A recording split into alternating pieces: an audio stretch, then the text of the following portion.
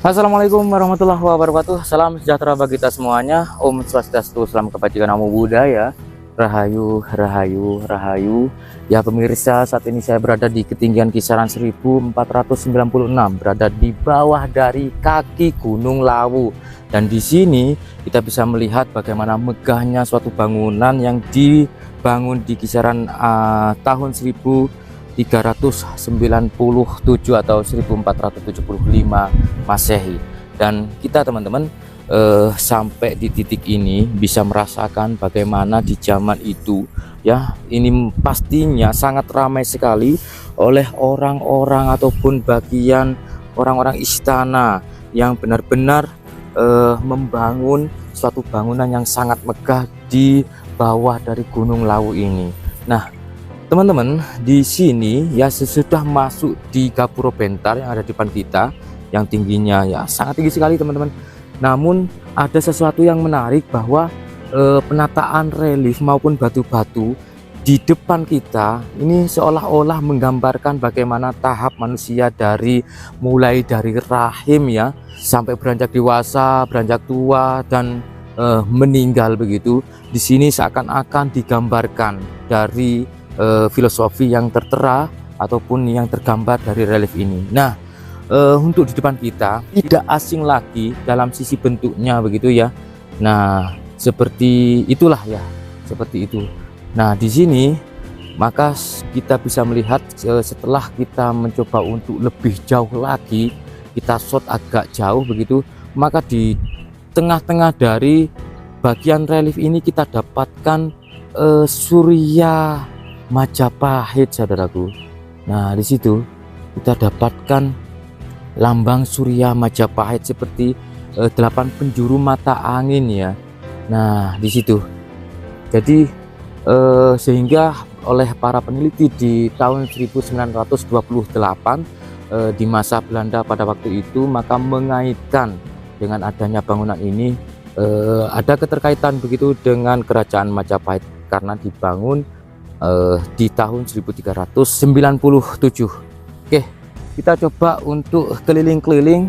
Nah, di tengah kita dapatkan 8 penjuru mata angin sebagai simbol Majapahit. Dan di sini sama, saudaraku, kita dapatkan lagi batu utuh yang dipahat membentuk sinaran surya ya.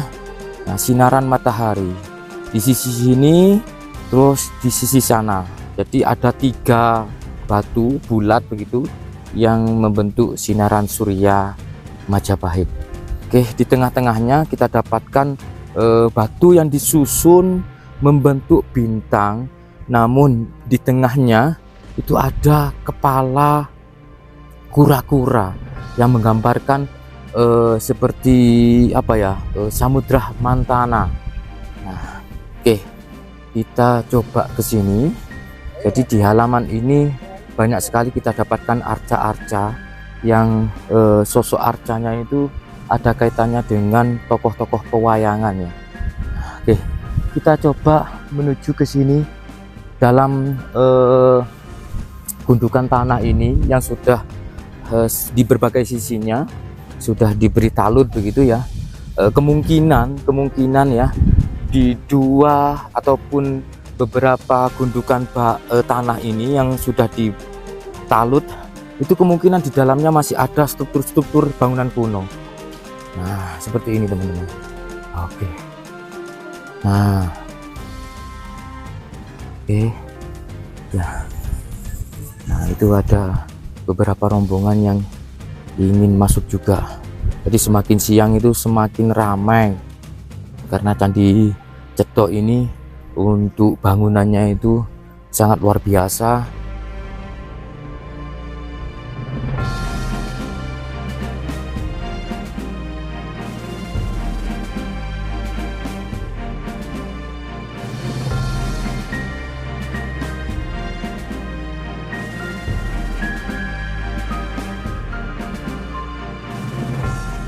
Kita coba naik lagi teman-teman. Nah, kita naik lagi. Di sini di bagian belakang dari relief ataupun bentuk kura-kura ini kita dapatkan arca-arca. Nah, ada arca seperti orang yang lagi naik gajah ya, cuman badannya sudah tidak ada, sudah hilang. Nah, ini arca kura-kura ya, bentuk kura-kura. Nah, untuk posisinya apakah dalam bentuk aslinya atau ada penataan-penataan ulang ya, tapi kalau melihat dari sisi simetrisnya kemungkinan memang dari dulu memang posisi dari arca-arca ini berada di sini. Nah, oke, kita coba naik.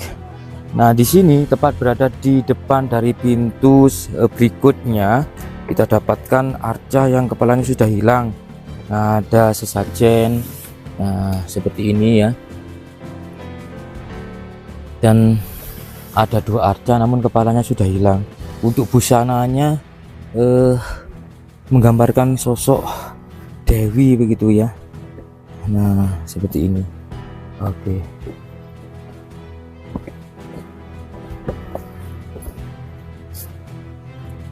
Oke, kita naik saudaraku.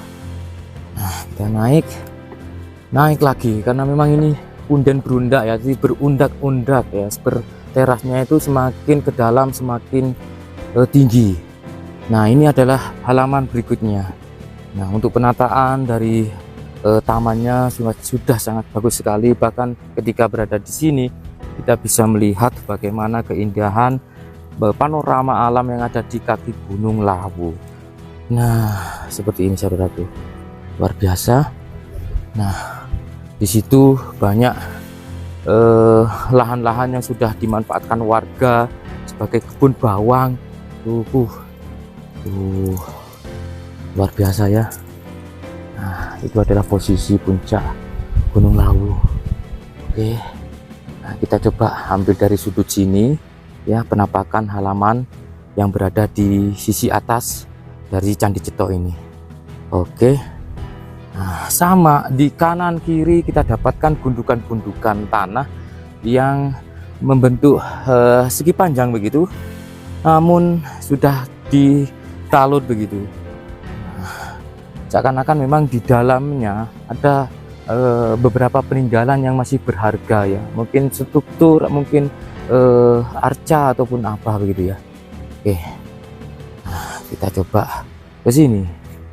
Nah, di sini ada batu-batu balok yang sudah berelief. Jadi batu-batu balok ini seperti menggambarkan aktivitas di zaman itu ya, di zaman kerajaan. Nah, untuk warna batunya itu ada yang warna putih, coklat, terus agak abu-abu juga. Nah, seperti ini saudaraku. Oke.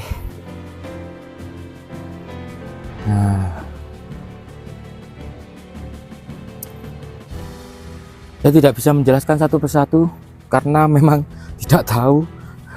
Jadi kalau melihat dari bentuk-bentuk sosok manusianya itu, dari busananya ya mirip tokoh-tokoh pewayangan seperti ini. Nah, mirip tokoh-tokoh pewayangan ya. Oke, ini memutar, tapi kalau saya melihat dari batu-batu yang tidak melekat, sepertinya ini merupakan material lepas ya, yang memang sengaja ditata di sini begitu. Untuk apa ya, supaya lebih rapi lagi. Tapi kalau melihat dari beberapa relief antara batu yang satu dengan batu yang lain, ini bisa diambil, artinya tidak melekat. Jadi artinya ini merupakan material lepas yang kemungkinan berada di beberapa sisi bangunan candi yang sudah lepas begitu, dan oleh pemerintah ataupun pengelola yang ada di sini ditata sedemikian rupa.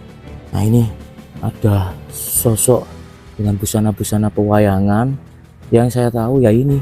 Nah, ini kemungkinan pohon palem ya, atau pohon kelapa. Nah, itu ada kura-kura. Jadi kemungkinan untuk kura-kura ini ada hubungannya dengan pengadukan Samudra Mantana. Oke. Kita coba naik. Nah, itu ada para turis yang juga melihat.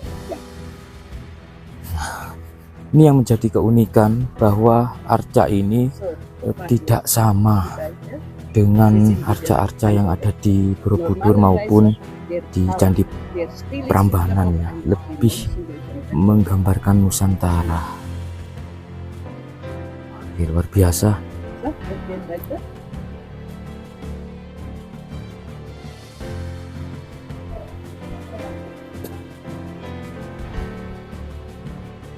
Nah, itu turis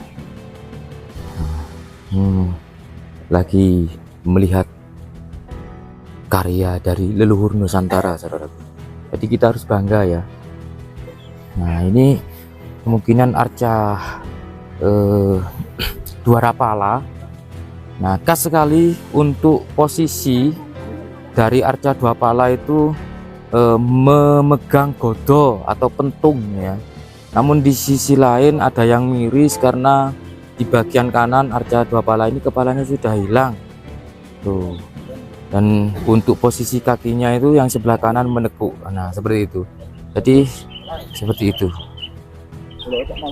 Nah, namun perbedaannya untuk arca Dwarapala yang ada di sini, postur tubuhnya itu tidak sama dengan yang ada di Candi Borobudur maupun di Candi Prambanan. Seperti tidak ada campuran kulturasi dari India. Nah, seperti ini teman-teman. Nah, dia berjenggot begitu ya. Loh, ini irungi mancung rek. Berarti wong-wong biyen iku irungi mancung-mancung kok ngene iki. Tuh, iki lho bangir. Tuh. Lho ono mahkotae. Iki asli iki paling. Tuh. Jadi ada pengikat kepala gitu teman-teman.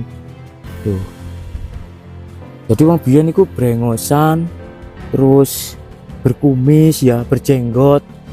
Nah, seperti itu. Kita naik menuju ke halaman berikutnya. Semakin tinggi kita teman-teman, semakin tinggi. Nah, kayak gini. Semakin tinggi. Masya Allah, luar biasa. Wih. Nah, jadi di titik ini saya bisa melihat bagaimana pemandangan Candi Ceto kalau dilihat dari atas itu. Masya Allah, luar biasa yo. Ini di ketinggian 1400 yo, hampir menyerupai tinggi dari Gunung Penanggungan yang ada di Jawa Timur, Gunung Pawitra. Oke, untuk bangunannya seperti ini. Semua material yang digunakan pakai batu andesit ya, sehingga kalau batu andesit itu bertambahnya zaman memang ada perubahan warna, ada seperti warna kemerahan, kecoklatan begitu. Nah, dan di sini kita dapatkan seperti pendopo-pendopo ya. Ini merupakan bangunan baru, bukan peninggalan ini, tapi hanya memposisikan bentuknya saja. Kemungkinan di bawahnya ada struktur fondasi, terus ditemukan umpak-umpak sehingga oleh pengelola ya ataupun orang yang membangun ini dibuatkan seperti pendopo-pendopo. Nah, di kanan kiri seperti ini. Tapi untuk lantainya semuanya menggunakan batu andesit. Nah, oke. Masya Allah. Jadi bisa jadi di zaman itu ya, di zaman kerajaan di kisaran tahun 1470-an, di tempat ini ya mungkin ada bangunan-bangunan yang beratap seperti ini dengan atapnya menggunakan ijuk, tiangnya menggunakan kayu begitu ya. Jadi seolah-olah kita masuk ke istana ataupun semacam masuk ke ruang bangunan kerajaan di zaman itu teman-teman. Sensasinya memang beda. Sangat luar biasa ya. Oke.